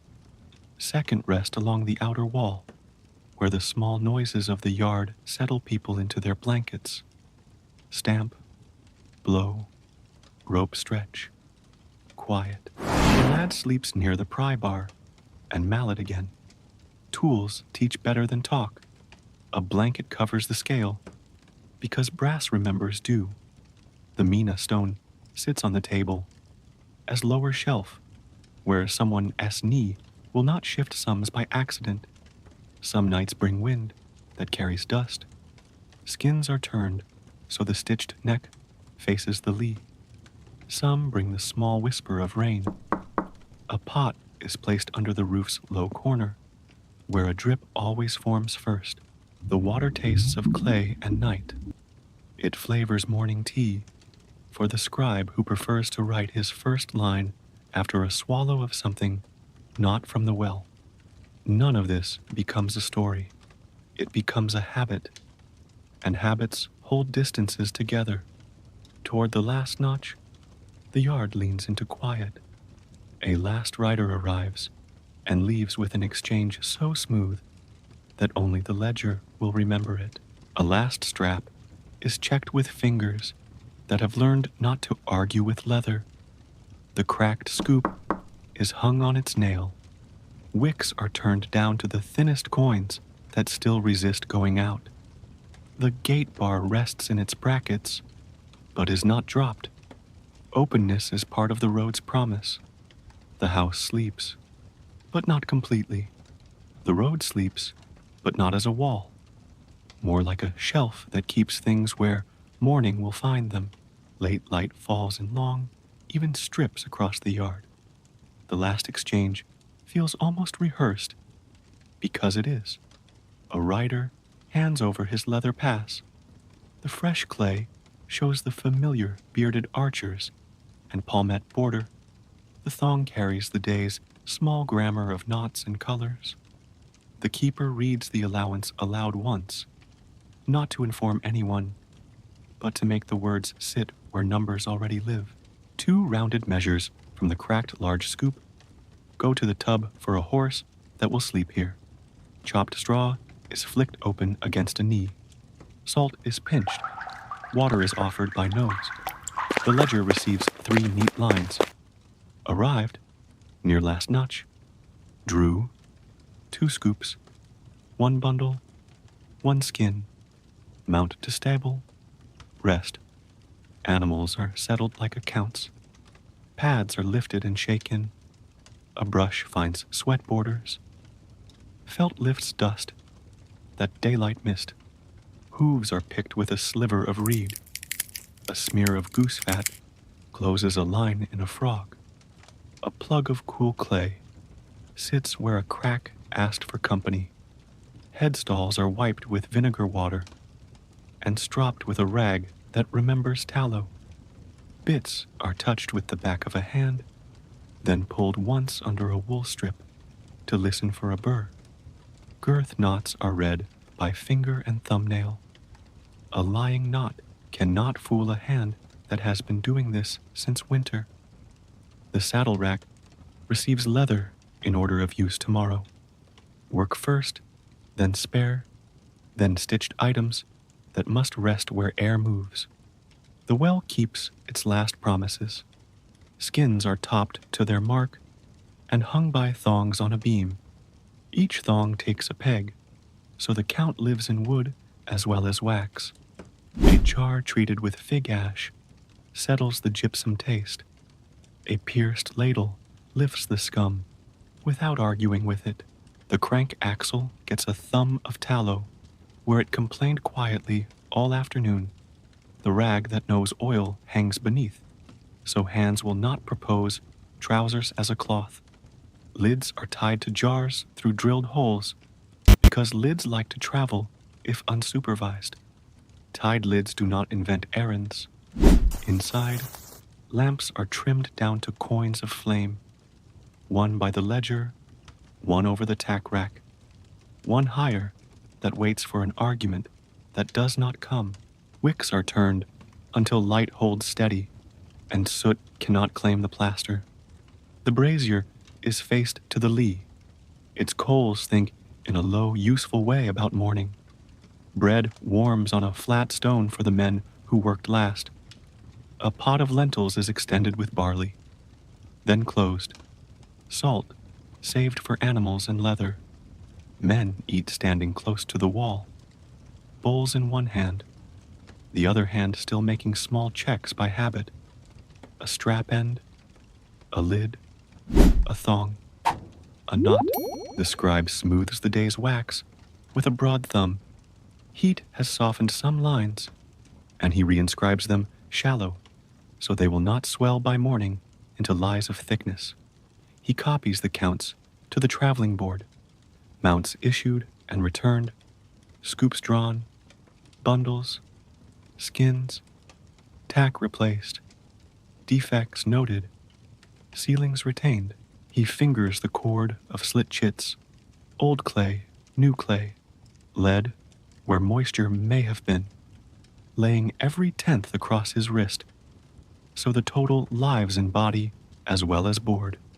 One bulla shows a hairline. He dampens and re-rolls it with the familiar cylinder, setting the archers and palmettes to dry on the bowl. S-lip, where dust cannot decide for them. A tiny check mark goes into a margin where only clerks look. Vinegar lid squeaked. Auditors trust squeaks more than speeches. Small security is set like furniture. The gate's bar rests in its brackets. The leather check strap keeps even a gust from turning quiet into noise.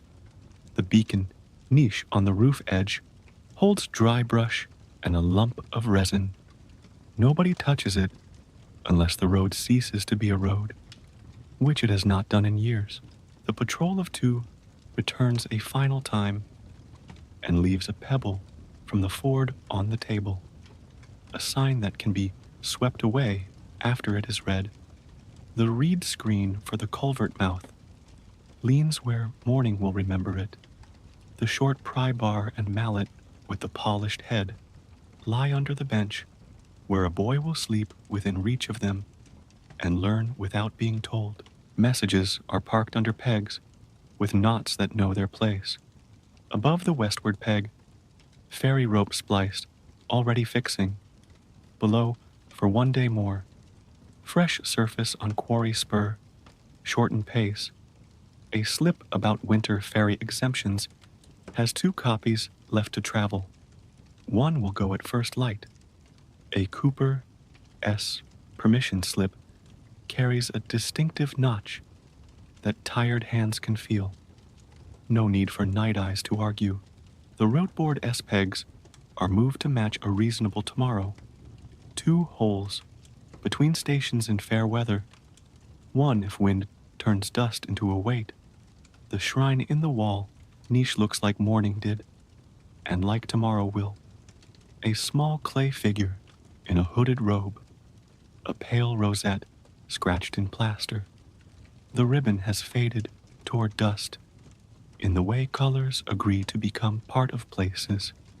Someone has set 2 fig leaves to dry there. The keeper dusts the niche, S-lip, with a thumb so their edges will not curl from grit. Actions that do not enter ledgers still hold ledger still. Outside the wall, the road loosens its edges without losing its shape. A donkey bell ticks once, and then remembers cloth.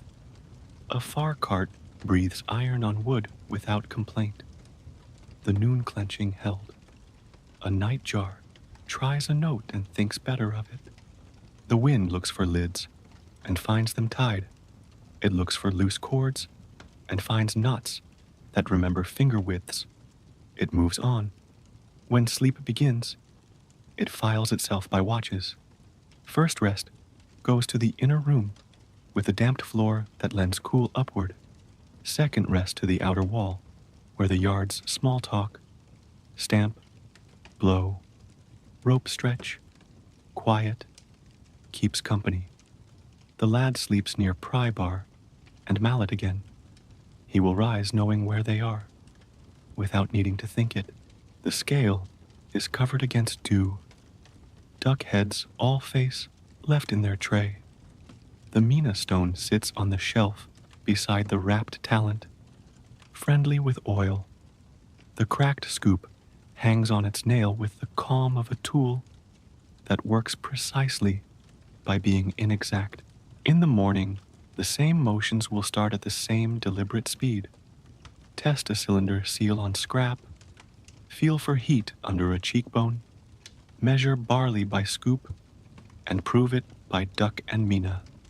Slit a chit and slide its half onto a cord, move a route peg 2 holes, and leave room to move it back. Wipe vinegar across a bit until wool says, enough. Turn a lid until it squeaks, and then stops. The road will shorten distances again by sameness, not by urgency. A man will ride further than his voice can carry because other men he does not know kept oil in lamp niches, fig ash in a jar, reed screens at culvert mouths, and habits where hands expect them. The day closes without a story that needs telling. It closes with a ledger that can be read backward, with knots that say what has been done and what will be done, with animals that sleep cool, with tools put where morning will reach them, with a shelf of small remedies that work in every satrapy, with a scoop that undermeasures the same amount every time. Distance becomes manageable in units of repeatability. The empire feels smaller because the road prefers to be the same tomorrow. Dawn returns like a clerk opening shutters. The courier's last leg of the night folds into the courtyard of a district office, a low square building set a little back from the market street so carts can turn without knocking a post. It is not a palace. Its importance is stored in drawers. A lintel inscription in tidy Aramaic letters gives the necessary district name, satrapy, and the phrase that calms everyone who reads it: weights and measures kept here. The outer room smells of lamp soot and sesame oil. A table stands true on wedges, hammered under two legs. The floor has risen with years of sweepings, but the table keeps its level the way good habits do.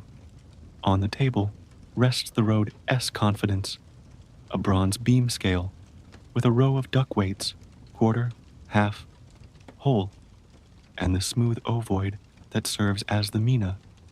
The talent weight, more ceremony than instrument, sits wrapped on a lower shelf with the station spare cylinder seal.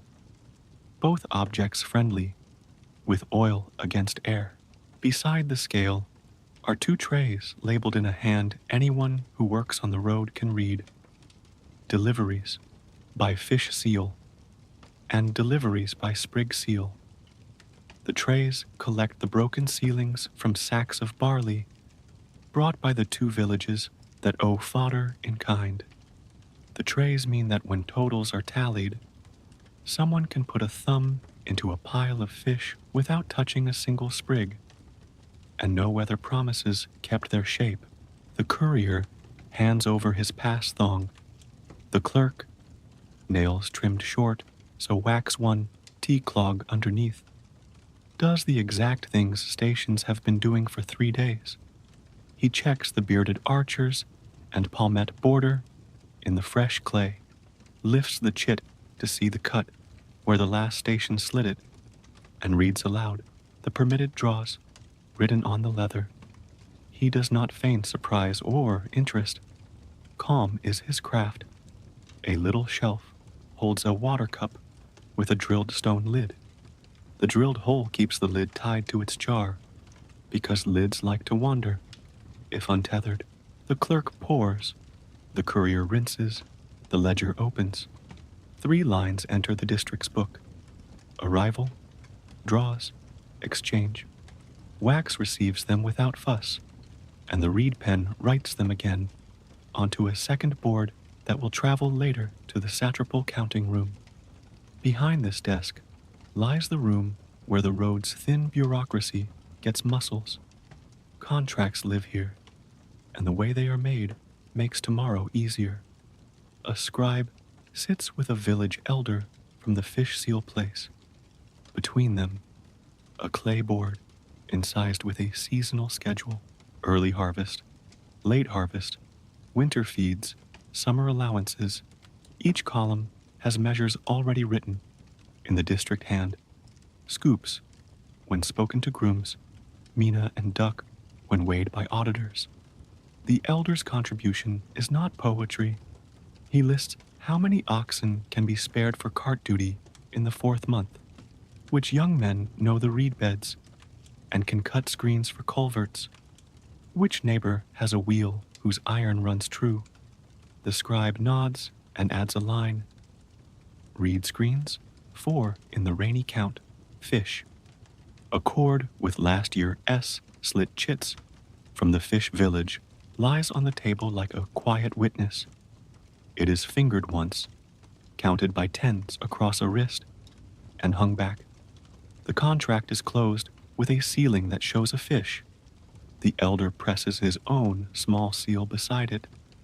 A sprig, but a little different from the sprig village, S. Enough to say, this is ours, without confusing a clerk next month. Weights are proved the same way every morning, and the demonstration lives more in hands than in words.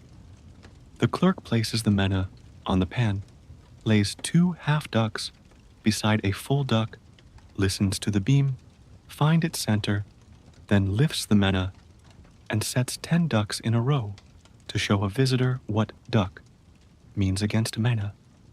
A boy with dust on his knees watches from the doorway, because boys like balances that move. The beam quiets. The clerk scratches a tiny check mark on a wax corner to remind himself he did not assume. When the district auditor comes, he will repeat the steps without asking to be told where the ducks sleep. The repeated proving is not mistrust. It's affection for sameness, the way a man pats a pocket to feel a familiar weight. Money and not money overlap in peaceful circles. The market outside deals in clipped silver and handfuls of copper. The district office writes in minas and talents. The station feeds in scoops. The villages deliver in sacks counted by seal. No one tries to make the circles into one coin. The clerk keeps a conversion plank near his elbow. Minas to scoops by this year's receipt quality. Scoops to bundle count when straw runs thin. It is written in a steady hand and oiled so sweat won't blur it. A Greek merchant once argued by his stone. The clerk smiled, weighed the man's stone against the mina, set the ducks accordingly, and wrote the figure in the district book. Greeks can carry Greek stones. The road carries mina and duck. The ledger will talk to ledgers. People can talk outside. Along one wall, a shallow cupboard with sliding doors. Inside lie the tools of ungentle correction for things that prefer to drift. Scoops with rims trued, back from generous yard cords, with knots retied at finger widths that someone had encouraged apart a brand to restamp the satrapal emblem on salt cakes when rain smudged the old mark. The brand is not a threat, it is an invitation to remember. The Muhtasib-like inspector, who lives in the market shade, will borrow it this afternoon to restamp 2 cakes that traveled uncovered on a damp morning.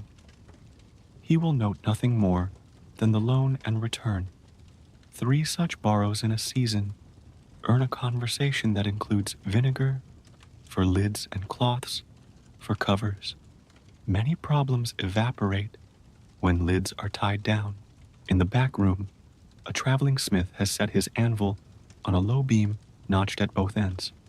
He makes rings and rivets for headstalls and clenches wheel irons that drifted loose during heat.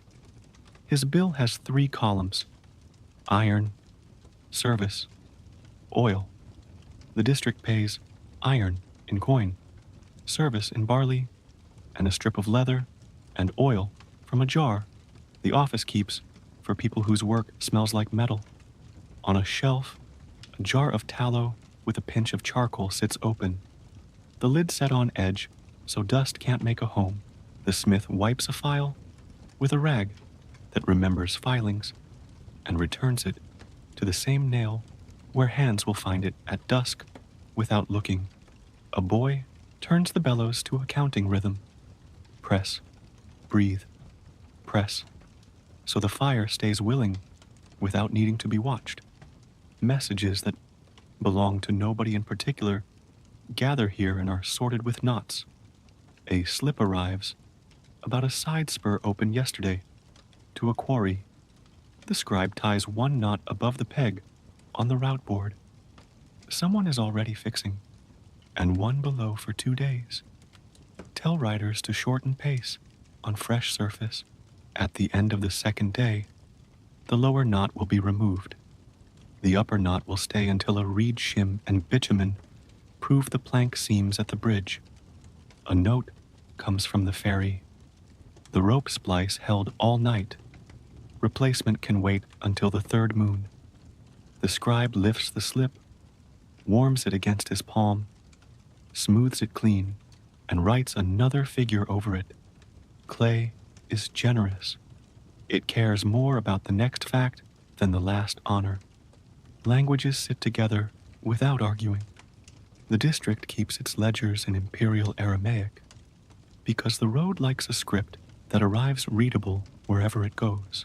Receipts from the satrap's capital sometimes arrive in Elamite. The clerk keeps a plank with ordinary numbers in both hands, minus and ducks on one side, their Elamite signs on the other, so no one stumbles between scripts. Old Persian appears only when a formal slab needs to be pretty. The road prefers handwriting. The courier writes his own name phonetically on a wax corner because a clerk asked, and because names survive miles better when they are scratched in a hand that owns the mouth that says them. Outside, market life stays inside its own measures while respecting the districts. A woman sells onions by a basket that always empties at the same hour. A man sells vinegar with a lid that always squeaks when it closes. The inspector's brass beam comes out for a pinch of saffron and a bit of indigo. Duck heads shine under thumbs. 2 donkey drivers buy a twist of reed cord to retie a bale. They pay with a clipped silver that the district will later weigh before it becomes numbers on a board. The clerk watches without stepping down. He will step if a scoop fattens itself by more than a breath. At the day's center, the office becomes a hinge for the road's longer promises. The courier, whose pass began 3 stations back, receives a fresh leather slip for the next satrapal boundary. Same measures, same permissions. A new thread color knotted into the thong because jurisdictions change, but fodder does not. He signs by pressing the flat of his seal into a wafer of clay that will be strung, slit later, and felt along an auditor's cord like a prayer bead with a date. He drinks once more, not from thirst, but from custom, and rides. The clerk moves a peg 2 holes along the route board because the morning was generous with wind. He leaves a little room to move the peg back if the ferry thinks otherwise. That is the office's temperament, optimistic within the size of the correction string can make. Before noon, the auditor arrives on his patient mule. He greets the scale like a cousin, weighs the remaining barley against last week's receipts, and asks his 3 questions in the order the road likes. Did the vinegar lid squeak? Does the cracked scoop still run reliably short? Were the culvert screens cleared after the wind that brought fig leaves down? He runs the cord of slit chits through his fingers. Old clay, new clay, lead where water might have been. The faint tooth mark of a mouse testing a bulla. Satisfied without smiling, he eats bread standing, leaning against the wall like a man who has consented to wait without wanting to add to it. By early afternoon, the courier is gone. The fish seal elder is walking home under the wedge of his hat, and the clerk has shut the sliding doors of the cupboard so dust will not invent tasks. A boy sweeps in diagonal strokes that persuade dirt toward the door instead of arguing with it. The duck weights go back to their tray in a row, with heads all facing left. The mina goes to its shelf with the wrapped talent. The bearded archers and palmet border on today, fresh ceilings dry to the dull of clay that will later crack if someone tries to rub them off. The district office does not look like power because it does not need to. Power here is a scale that balances a scoop, that always cheats the same way, a not grammar, that knows how many hands have already touched a problem, a contract that remembers reed cutters by name, and a ledger that can be read backward at night without voices rising.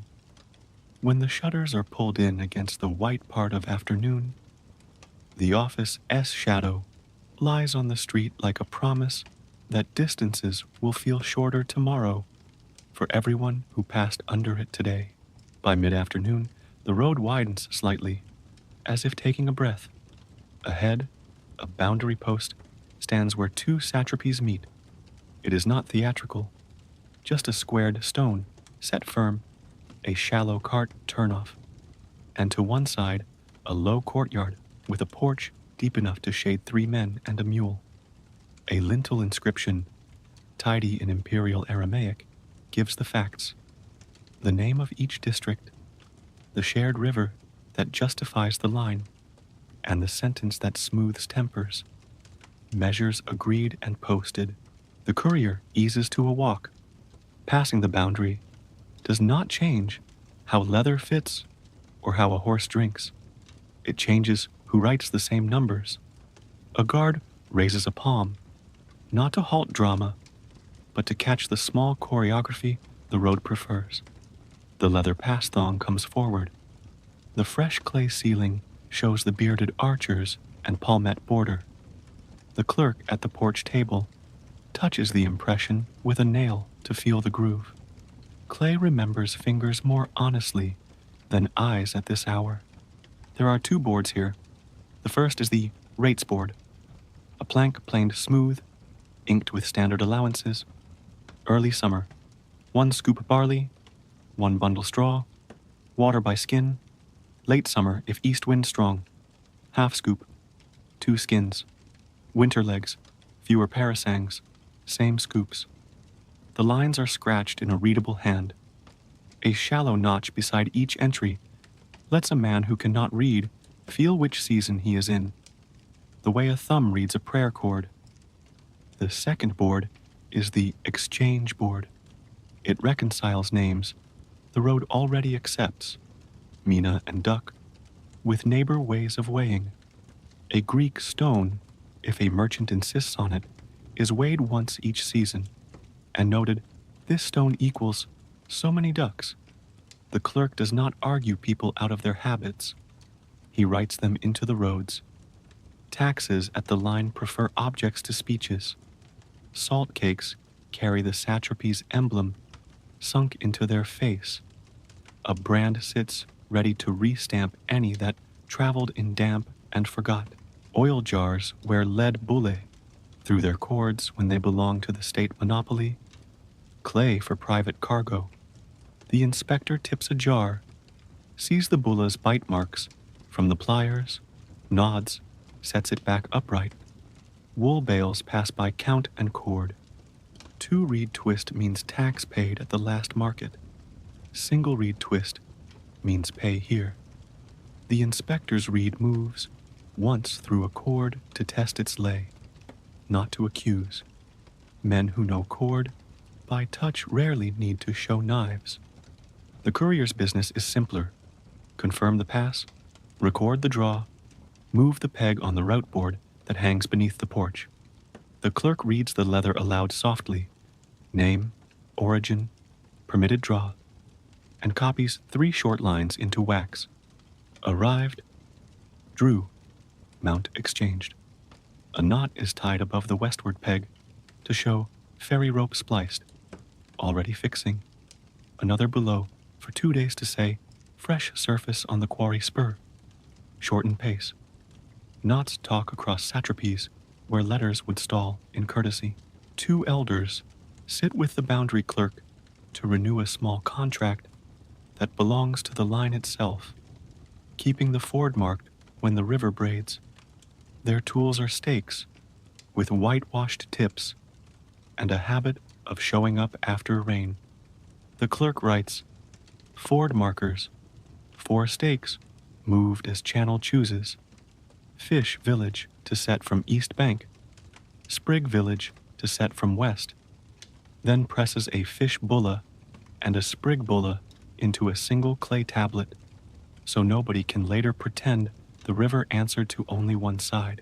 Payment is barley by mina, not coin, because men who work in water prefer wages that feed them without traveling. Weights are proved as if yesterday did not prove, because yesterday, S-proof, lives in yesterday, S-wax. The clerk seats the mina on the pan, then lays a duck and 2 halves until the beam balances. He then lifts the mina, sets 10 ducks, watches the arm, quiet. A boy with dust on his knees watches too. The beam is a toy that teaches better than talk. The clerk scratches a small check on a wax corner. Check marks are not decoration. They are pauses made visible. A traveler from the coast asks about coin. The boundary posts keep a narrow tray with small silver and clipped copper, not to sell or buy, but to weigh and note. The clerk sets the traveler's coin on the pan, matches ducks, and writes a conversion on a scrap plank. The coin, S weight, against the mina, and the road, S polite opinion. No rates are forced here. Men who need coin use the market. The road uses scoops and ducks, and the habit of writing in the same hand, even when mouths say different words. Animals cross jurisdictions without learning new gaits. A horse's cheekbone feels the same under a thumb. A hoof crack takes goose fat in either satrapy. The boundary yard keeps a small shelf of shared remedies, where an argument would be waste. Vinegar for bits and lids, tallow darkened with a pinch of charcoal, for leather reed shims, for planks fig ash, to settle gypsum taste in water. A jar cap, drilled with a hole, is tied to its jar, so caps will not defect across lines. The shelf is labeled in Aramaic on one edge and in the neighbor S script on the other. The text changes. The contents do not. Paperwork that travels beyond the line receives a new thread on its thong. The clerk knots a short length of dyed fiber. Here, a brown close to dust, beside the undyed thread already there. Thread colors are not rank. They are memory aids. Brown says, beyond this office, the next reader belongs to the other side. The way a notch on a tally stick says, this half matches another somewhere else. The courier presses his own small seal to a wafer. The clerk rolls the station's cylinder with the familiar archers and palmettes. Both impressions will later be felt along an auditor S cord by fingers that neither hurried nor hesitated. Along the porch wall hangs a shallow cupboard with sliding doors. Inside, scoops pared back to their intended rim when generosity swelled them. Yard cords with knots retied at finger widths after wear thinned them long. The salt brand and its brazier. A short pry bar for plank pins that can be corrected in 10 breaths. None of these are punishments. They are tools that keep people from pretending drift is destiny. Beyond the gate, a cooper's cart waits in the turnoff. His barrels are bound in reed until he reaches the smith 2 stations ahead for iron. He shows the clerk a slip of leather with a clay smear.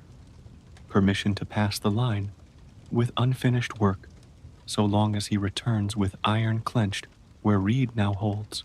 The clerk ties 1 knot under the eastward peg, till next station, and cuts a notch into the Cooper S slip, so the permission cannot be forged into something larger.